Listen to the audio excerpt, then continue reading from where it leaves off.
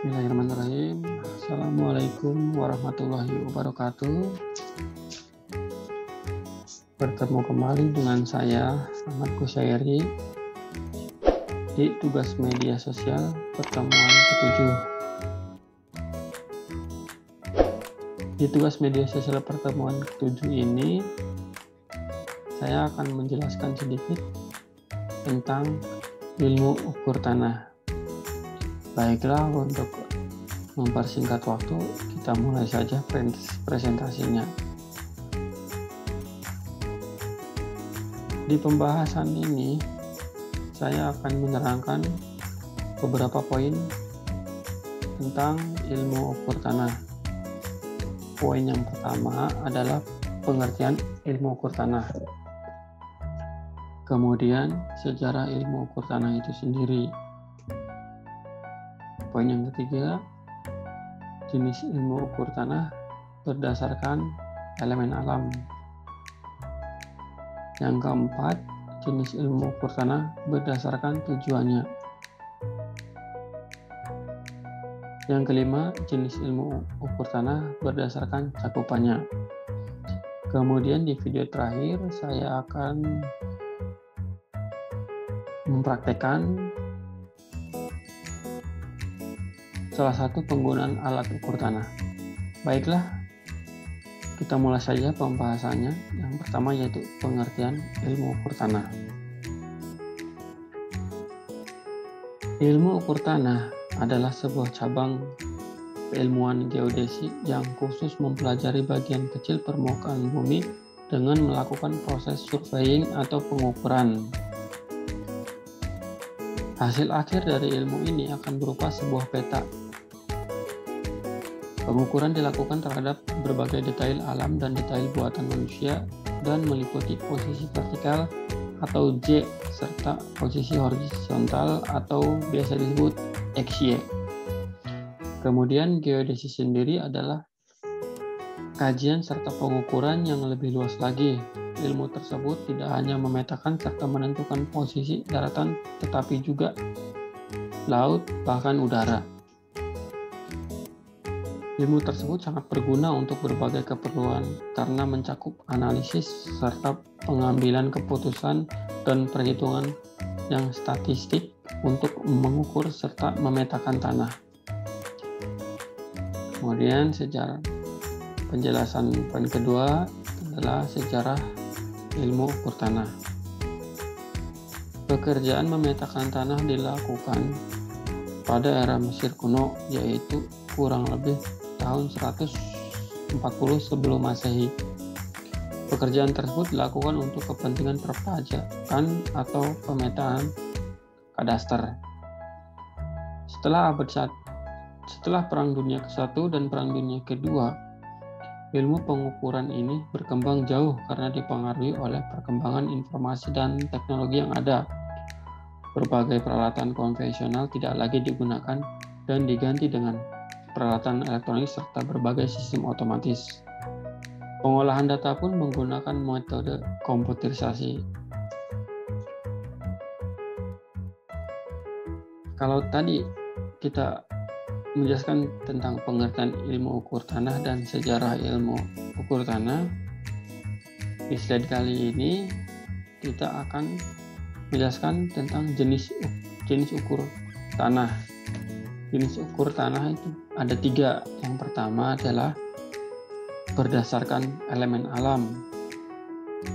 Elemen alam dibagi 3 kelompok atau 3 poin. Yang pertama adalah land surveying atau pengukuran daratan.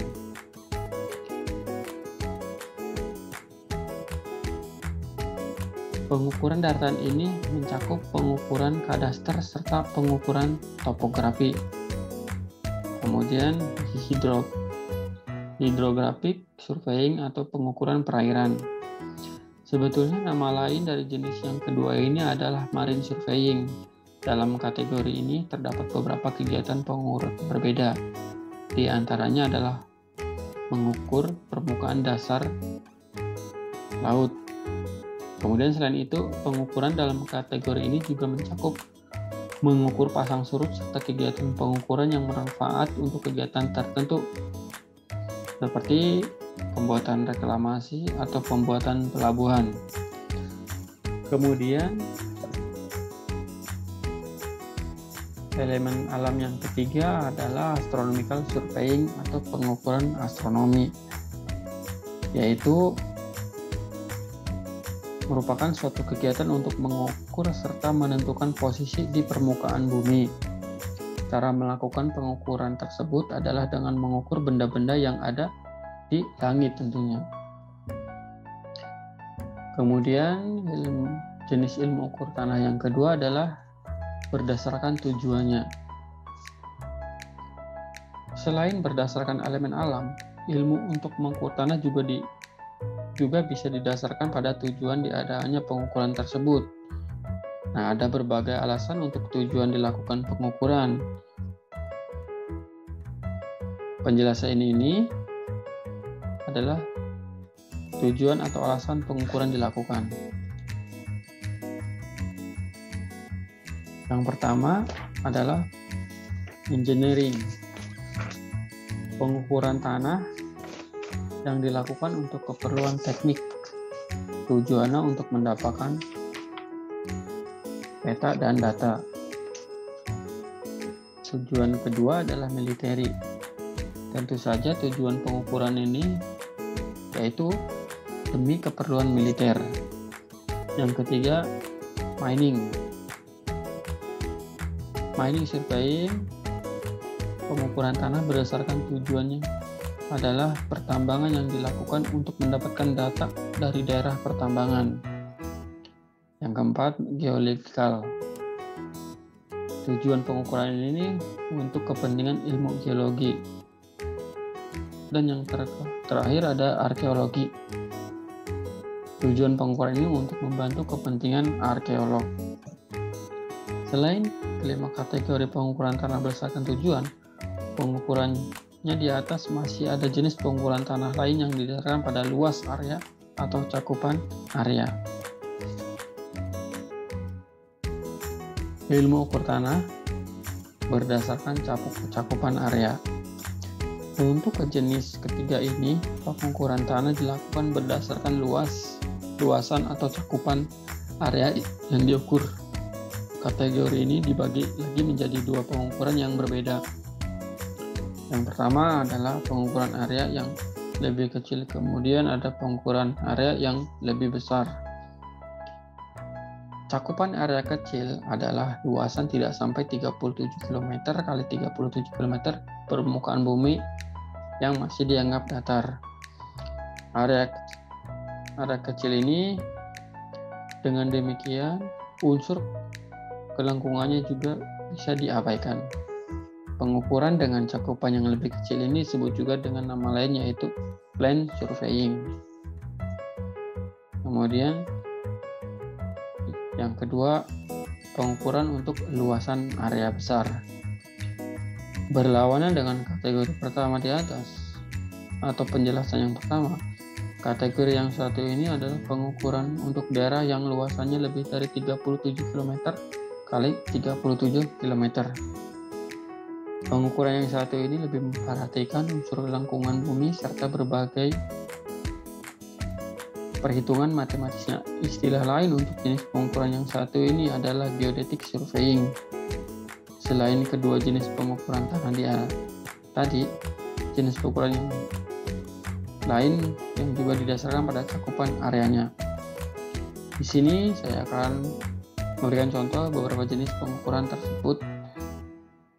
Antara lain adalah trilaterasi, triangulasi, polygon, teknimetri, offset, remote sensing, aerial surveying, pengukuran meja lapangan, dan GPS.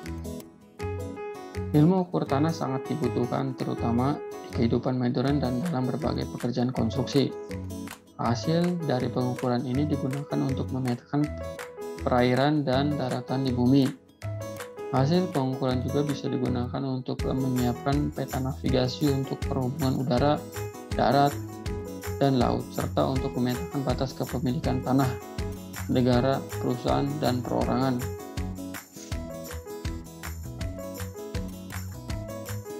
tadi kita menjelaskan tentang ilmu ukur tanah dibagi 3. Penjelasan selanjutnya adalah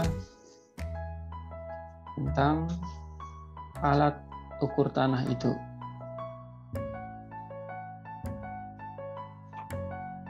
Baiklah, saya akan menjelaskan alat ukur tanah. Alat ukur tanah itu dibagi 3. Yang pertama adalah alat ukur sederhana, kemudian yang kedua alat ukur optik, dan yang ketiga alat ukur tanah elektronik. Di penjelasan pertama, alat ukur sederhana yang pertama adalah meteran. Meteran mungkin kita udah familiar, sering menggunakan di kehidupan sehari dalam mengambil data untuk luasan area tanah. Tentu saja selain tanah milik kita, tanah tetangga atau saudara, biasanya kita menggunakan meteran pita. Jadi berbentuk seperti pita yang memiliki panjang tertentu. Meteran juga bisa disebut dengan roll meteran, karena saat disimpan atau dalam keadaan tidak digunakan, meteran akan digulung atau di-roll. Jadi meteran ini terdapat 3 jenis meteran. Yang pertama, meteran yang berasal dari kain, metallic cloth. Yang kedua, meteran yang terbuat dari baja. Kemudian yang ketiga, meteran yang terbuat dari baja alloy, steel alloy. Jadi rekomendasi saya untuk pengukuran menggunakan alat ukur sederhana meteran ini adalah menggunakan baja atau baja alloy. Kenapa? Karena dia lebih detail. Jadi pada saat ketarik-tarik dia tidak melar dibanding dengan kain. Biasanya kalau kain ketarik, dimensinya akan berubah.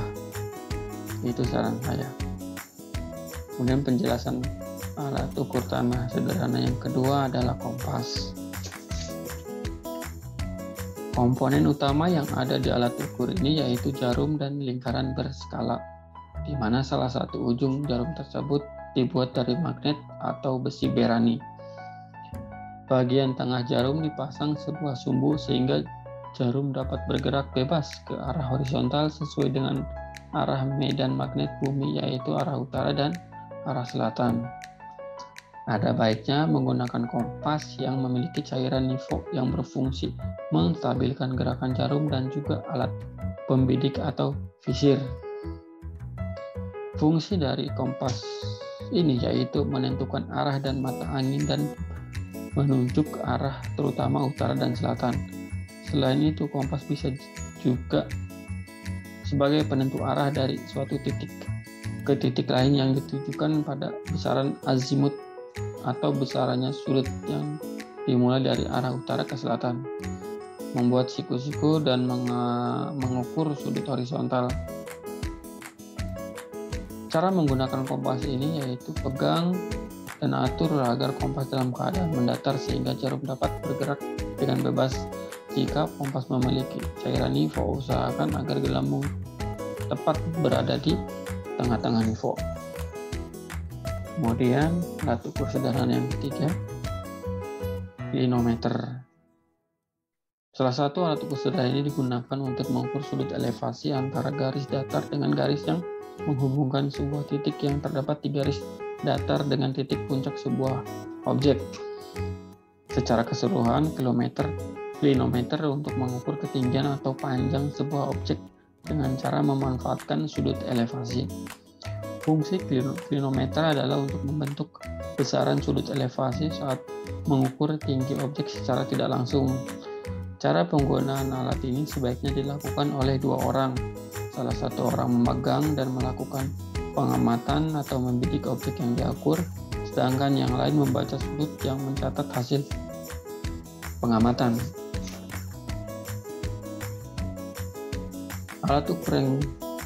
Alat ukur tanah yang kedua adalah optik. Optik dibagi atau dikategorikan 2 alat ukur. Yang pertama, teodolit. Alat ini dilengkapi dengan optik sehingga mendapatkan hasil perhitungan yang tepat dan lebih detail jika dibandingkan dengan alat ukur sederhana. Alat ukur optik ini biasanya terdiri dari berbagai alat yang dirangkai dalam satu buah alat sehingga dapat mengukur lebih dari satu pengukuran. Teodolit dibagi 3 macam. Yang pertama, teodolit reiterasi, yang kedua, teodolit repetisi, dan yang ketiga, teodolit elektroptis. Fungsi dari teodolit yaitu untuk mengukur poligon, pemetaan situasi, dan juga pengamatan matahari. Tidak hanya itu, teodolit juga bisa berfungsi seperti PPD. Jika sudut vertikalnya diubah menjadi 90 derajat, teropong yang ada di teodolit membuatnya dapat membidik ke segala arah. Pada konstruksi bangunan, teodolit dapat fungsi untuk menentukan sudut siku-siku pada fondasi dan juga mengukur ketinggian bangunan bertingkat. Untuk menggunakan teodolit, pastikan posisi tripod atau penyangga panjang pada tempat yang datar dan diatur ketinggian sehingga tidak tinggi dada. Kencangkan skru pengunci pada kaki penyangga panjang, usahakan plat rebar untuk meletakkan teodolit dalam keadaan datar. Kemudian alat ukur optik yang kedua adalah waterpass. Waterpass termasuk ke dalam alat ukur optik yang berfungsi untuk mengukur beda tinggi dari satu titik atau lebih. Penggunaan waterpass ini sangat luas.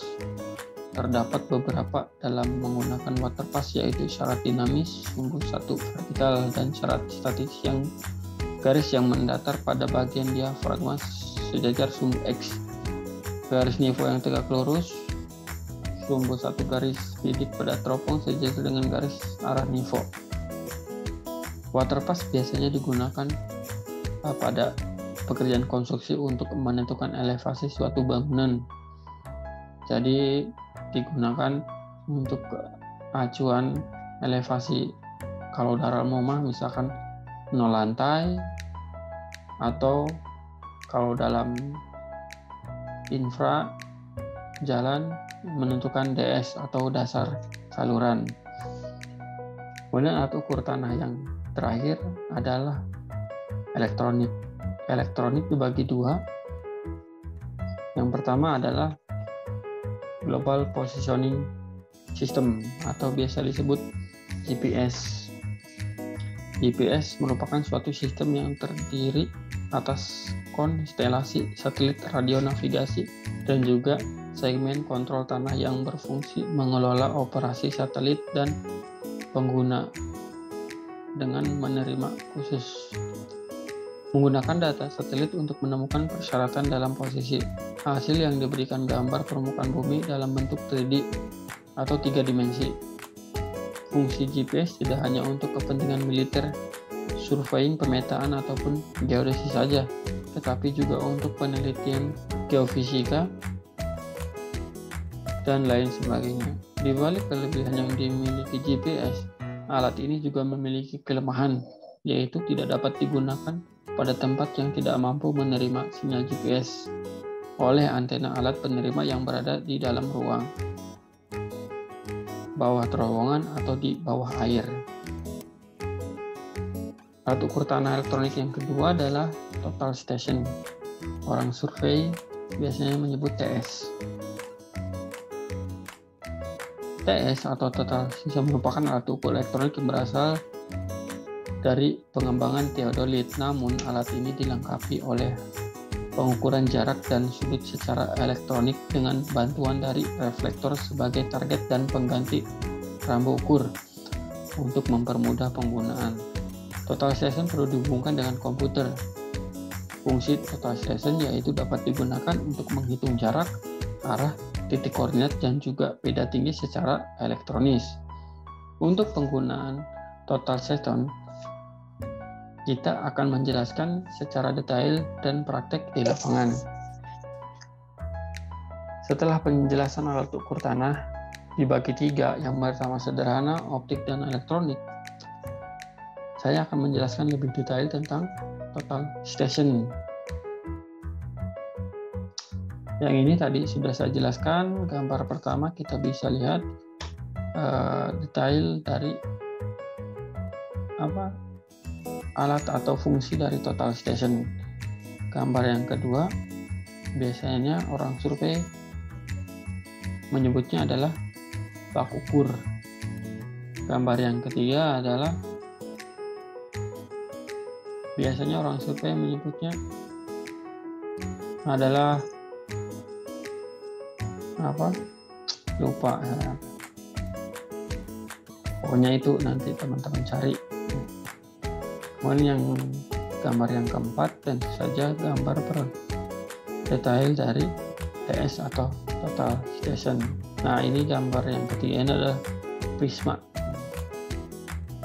Jadi setelah penjelasan tadi beberapa alat ukur tanah, kemudian yang lebih detail adalah alat ukur total station ATS, kita sambung dengan praktek penggunaan total station. Jadi presentasinya cukup sampai di sini. Kita sambung dengan praktek penggunaan total station. Terima kasih.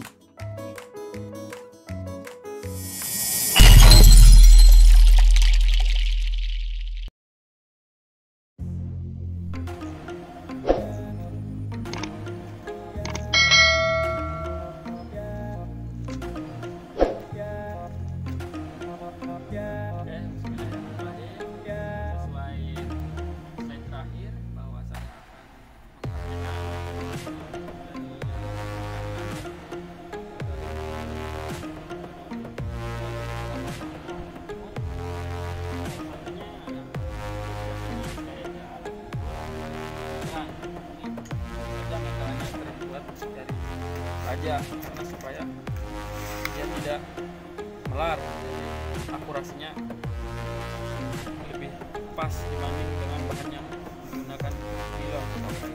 Kemudian yang kedua ada waterpass, fungsinya sudah saya jelasin di slide presentasi. Salah satu fungsinya cek atau observasi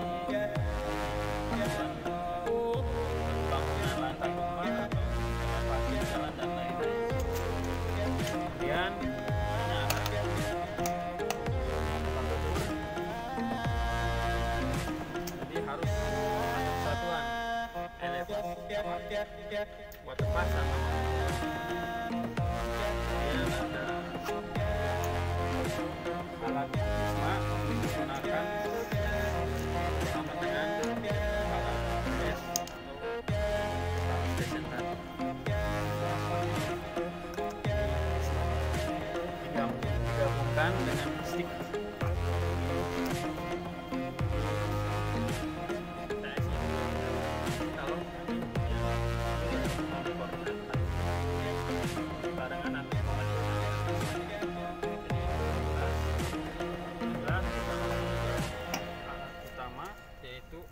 TS atau total station.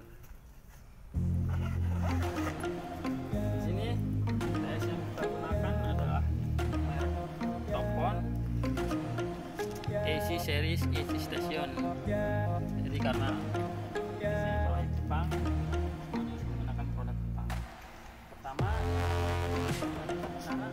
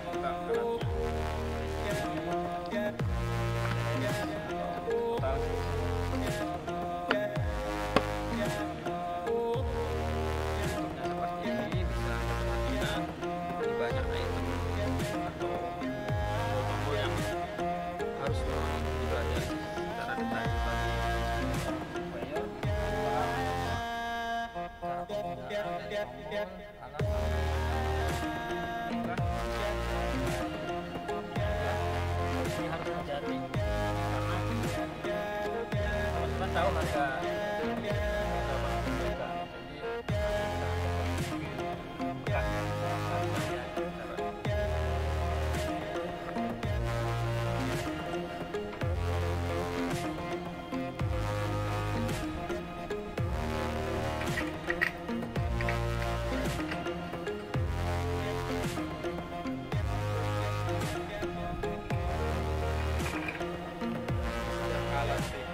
ada namanya nipo itu untuk apa, meluruskan atau menstabilkan agar dia tetap pada posisi.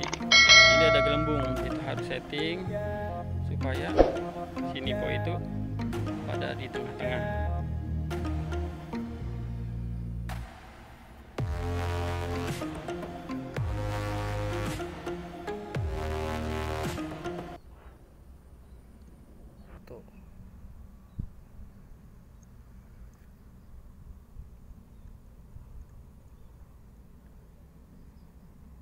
Nah, ini sudah pas ya, berarti kerataan si alat PS ini, total set ini sudah pas.